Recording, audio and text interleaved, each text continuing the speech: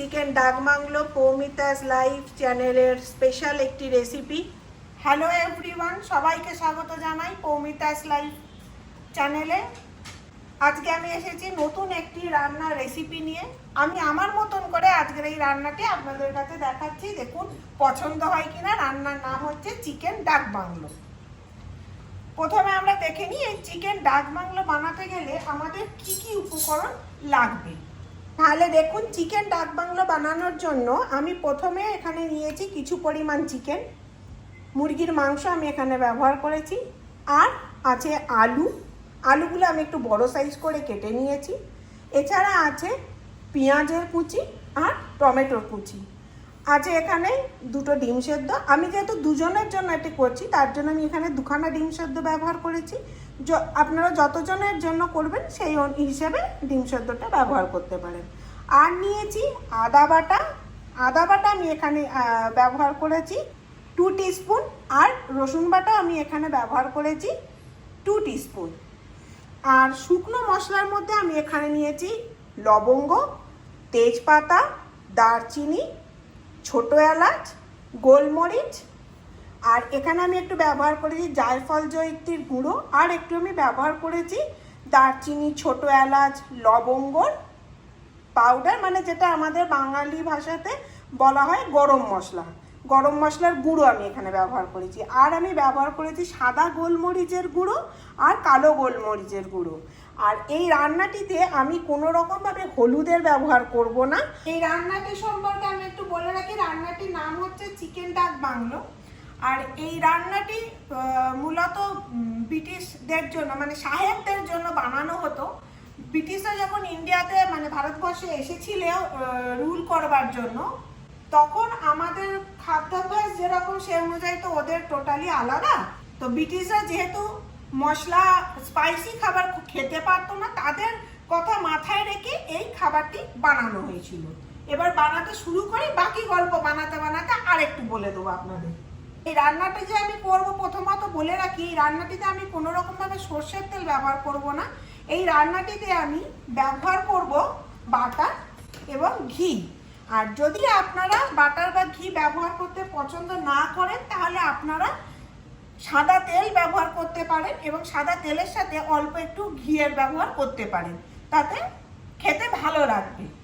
তাহলে প্রথমে আমি যে আলুটা কেটে রেখেছিলাম, ওই আলুটাকে একটু নাড়াচাড়া করে নেব। এখানে দেখুন আমি এই পরিমাণ বাটার ব্যবহার করছি। কড়াতে বাটারটা দেওয়ার সাথে সাথে বাটারটা মেল্ট হওয়া পর্যন্ত আমাদের অপেক্ষা করতে হবে। বাটারটা মেল্ট হয়ে যাওয়ার পরে আমরা আলুগুলো দিয়ে দেবো। এবারে দেখুন আমি আলুগুলো দিয়ে দিয়েছি কড়াতে ঢাকা দিয়ে দিয়ে আলুগুলো একটুখানি নরম হবে এবং হালকা রঙও আসবে। তারপর আমি আলুগুলোকে ওখান থেকে তুলে নেব। এবার যেটা বলছি, যে যখন ব্রিটিশরা ভারতবর্ষে এসেছিল সাহেবরা, তো আসাতে ওনারা তো কোনো সময় ঝাল মশলা বেশি খেতেন না। তো আমাদের ভারতীয়দের যে কোনো প্রান্তেরই রান্নাতে যদি আমরা আমিষ কোনো রান্না করি, তাহলে আমাদের আমিষ রান্নাতে আমরা খুবই বেশি পরিমাণ মশলাপাতি ব্যবহার করি। কিন্তু এবার ওনাদের যেহেতু ওটা অসুবিধে হতো, তার জন্য কি হয়েছিল, যখন ওনারা শিকারে যেতেন, যে সমস্ত সার্কিট হাউস যেগুলোকে আমরা এখন বলি, সেই সমস্ত বাংলোতে যখন ওনারা থাকতেন, তো রাত্রিবেলা ডিনারের জন্য ওনাদের জন্য স্পেশালি বানানো হতো এই চিকেন ডাক বাংলো পদটি। এই পদটিতে আপনাদের বললাম কি কি লাগবে, তো সেই অনুযায়ী এই পদটিতে ঝাল মশলা কম হতো, তো ওনারা খেতেও বেশ স্বাচ্ছন্দ্য বোধ করতেন। তাই জন্য এই পদটির নাম দেওয়া হয়েছিল চিকেন ডাক বাংলো। এবার দেখুন আলুগুলো আমি ঠিক এই রকম করে একটু ভাজা করে নিয়েছি। নর্মাল মাংসের আলু যেমন ভাজা হয় সেরকমই আমি ভেজে নিয়েছি অল্প করে, খালি কালারটা এসেছে। এবার আমি আলুগুলোকে উঠিয়ে নিচ্ছি এখান থেকে। আর বাটারটি তো আমি দিয়েছিলাম, আপনাদের দেখালাম। এবার আমি এই ছোট্ট একটি চামচে 1 চামচ ঘি এই কড়াতে অ্যাড করে দিচ্ছি। আমি ঘিটি অ্যাড করেছি, কিন্তু আপনারা চাইলে আপনারা কিন্তু এটা বাটারেও করতে পারেন, যে কোনো সাদা তেলে করতে পারেন। এর সাথে আমি অ্যাড করছি একটি তেজপাতা, একটি দারচিনি আর 4-5টি লবঙ্গ আর আমি 2টো ছোট এলাচ অ্যাড করে দিলাম। আমি একটু গোলমরিচ ব্যবহার করব। এই যে গোলমরিচটা আমি ব্যবহার করব 10-12টার মতন গোলমরিচ আমি একটুখানি এরমভাবে দেখবেন হালকা করে একটু গুঁড়ো মানে থেতো করে নেবেন যাকে বলে। আর পুরোটাকে গুঁড়োনোর দরকার নেই, হালকা করে থেতো করে নিয়ে আপনারা এটা ঘিয়ের ওপরে দিয়ে দেবেন। 10-12টার মতন ব্যবহার করেছি আমি, বেশি দরকার লাগবে না। আর এরপরে যখন এই ড্রাই স্পাইসেসগুলো দেওয়ার পর যখন এ থেকে অ্যারোমাটা বেরোতে শুরু করবে তখন আপনারা পেঁয়াজটাকে অ্যাড করে দেবেন। পেঁয়াজটা আমি একটা বড় সাইজের পেঁয়াজকে ছোট ছোট করে কুচিয়ে নিয়েছি। পেঁয়াজটা অ্যাড করে নেওয়ার পর একটু নাড়াচাড়া করবেন।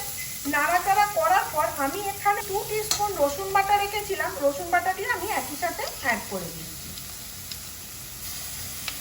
এবার আমি কড়াটি ঢাকা দিয়ে দিচ্ছি।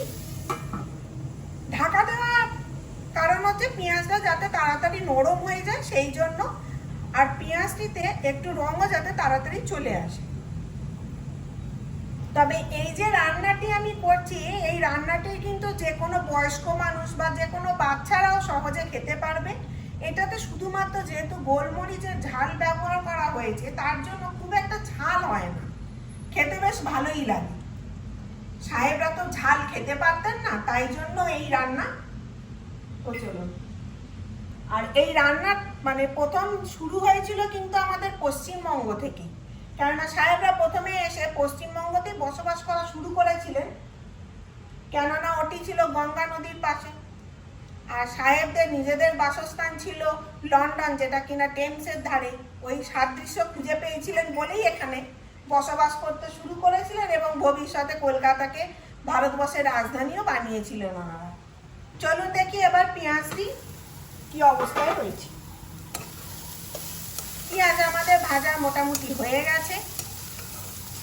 এরপরে আমি এখানে অ্যাড করে দেবো যে টমেটোটা কুচিয়ে রেখেছিলাম ওই টমেটো। আমি এখানে একটা মিডিয়াম সাইজ টমেটো ব্যবহার করেছি। টমেটোটাকে আমি ভালো করে কুচিয়ে নিয়েছি যাতে তাড়াতাড়ি টমেটোটা মিশিয়ে যায়।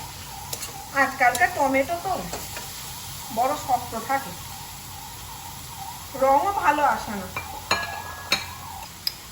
এখানে আদা বাটাটা আমি ব্যবহার করেছি 1.5 টিস্পুনের মতন। এখানে আদাটা যতটা ব্যবহার হবে তার থেকে কিন্তু রসুনের ব্যবহারটা বেশি হবে।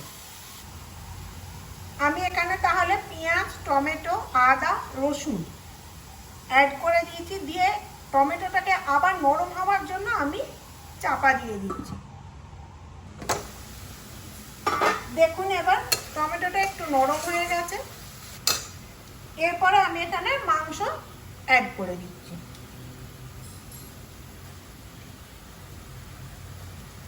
মাংসটা অ্যাড করার পর আমি এখানে আদা, রসুন, পেঁয়াজ, টমেটোর সাথে ভালো করে আগে মাংসটাকে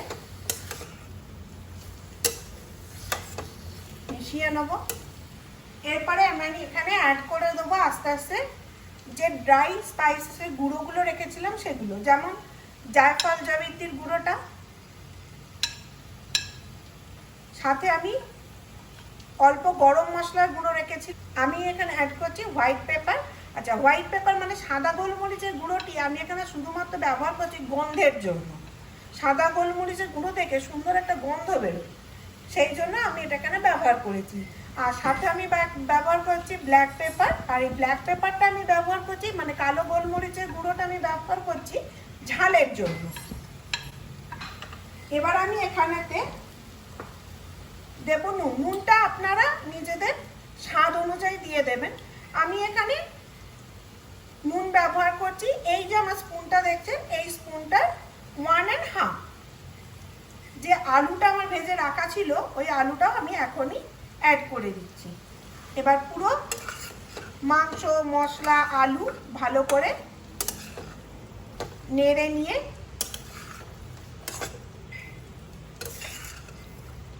আমি আবার চাপা দিয়ে দিচ্ছি মাংসটা, আলুটা সেদ্ধ করবার জন্য। কিছুক্ষণের জন্য এখন আমি কড়াতে চিকেনটা ঢাকা দিয়ে সেদ্ধ করে নিই, তারপরে আবার আসছি। যখন এই চিকেনটি রান্না করবেন সবসময় উনুনটা মিডিয়ামে রাখবেন, তাতে কি হবে চিকেন থেকে জলটা অল্প অল্প করে বেরোতে থাকবে এবং তাতে চিকেনটা ভালো নরমও হবে, টেস্টটাও খেতে ভালো হবে। দেখুন মাংসটা একদমই কষানো ভালো মতন হয়ে গেছে। এবার আমি এটাতে অ্যাড করব একটু ফ্রেশ ক্রিম। আচ্ছা, এই যে ফ্রেশ ক্রিমটা আমি অ্যাড করছি এটা অপশনাল, আপনারা যদি না চান তো নাও অ্যাড করতে পারেন, কোনো অসুবিধে নেই। আর আমি যে ফ্রেশ ক্রিমটা অ্যাড করছি এটা শুধুমাত্র কালারটাকে একটু চেঞ্জ করবার জন্য। আর এই ফ্রেশ ক্রিমটা আমার বাড়িতে বানানো, আমি সাধারণত রান্নাতে বাইরের কোনো ক্রিম ব্যবহার করি না। বাড়িতে আমার যে দুধ নিই, দুধের ওপরে যে সরটা পড়ে, সরটাকে যদি আপনি উঠিয়ে নিয়ে ওটাকে ভালো করে একটু ফেটিয়ে নেন, তাহলেই এইরকম সুন্দর ক্রিমের আকারে চলে আসবে। দেখুন আমি আবার ভালো করে এটাকে নাড়িয়ে দিচ্ছি, দিয়ে এবার আমি আবার এটাকে একটু চাপা দিয়ে রেখে দেবো, দিয়ে তারপরে আমি আন্দাজ মতন এতে জল অ্যাড করব। জলটা আপনারা যেরকম গ্রেভি চাইবেন সেই অনুযায়ী অ্যাড করতে পারেন। এবার দেখুন আমি এতে জল অ্যাড করছি। জলটা আমি এই যে বাটিটা দেখছেন এই বাটিটার আমি 2 বাটি জল অ্যাড করব। আপনারা যদি মনে করেন আপনারা গরম জলও অ্যাড করতে পারেন। গরম জল অ্যাড করলে কি হয়, খুব তাড়াতাড়ি রান্নাটা হয়ে যায়। জল অ্যাড করার পরে আমি আবার এটাকে ঢাকা দিয়ে দিলাম, আর একটুখানি মানে রাখতে হবে, মিনিট 10 মতন রাখলেই আমার হয়ে যাবে। দেখুন কি সুন্দর দেখতে হয়েছে। আচ্ছা, আমি এখানে অ্যাড করে দেব 2টো সেদ্ধ করে রাখা ডিম। যেহেতু এটা আমি দুজনের জন্য বানাচ্ছি তাই জন্য আমি এখানে 2টো ডিম অ্যাড করেছি। দেখুন আমার রান্না পুরো রেডি হয়ে গেছে, দেখতেও খুব সুন্দর লাগছে। মাংস আলু সবই ভালো করে সেদ্ধ হয়ে গেছে। নিজস্ব স্টাইলে বানানো চিকেন ডাক বাংলো সম্পূর্ণরূপে রেডি হয়ে গেছে। দেখতেও খুব সুন্দর হয়েছে, খেতেও খুব টেস্ট হয়েছে। আপনাদের যদি এই রেসিপিটা পছন্দ হয়ে থাকে তাহলে আমার চ্যানেলটিকে সাবস্ক্রাইব করবেন, আমার ভিডিওটিকে লাইক করবেন। আর যদি কোনো রকম কোয়েশ্চেন থেকে থাকে আপনাদের আমার এই রেসিপিটি সম্পর্কে, নিশ্চয়ই কমেন্ট বক্সে প্রশ্ন করবেন। আর যদি আরও আমি ভালো বেটার করে বানাতে পারি তার জন্য যদি কোনো সাজেশন আপনাদের কাছে থেকে থাকে সেটাও জানাবেন। অসংখ্য ধন্যবাদ আপনাদেরকে এই রেসিপিটি দেখার জন্য।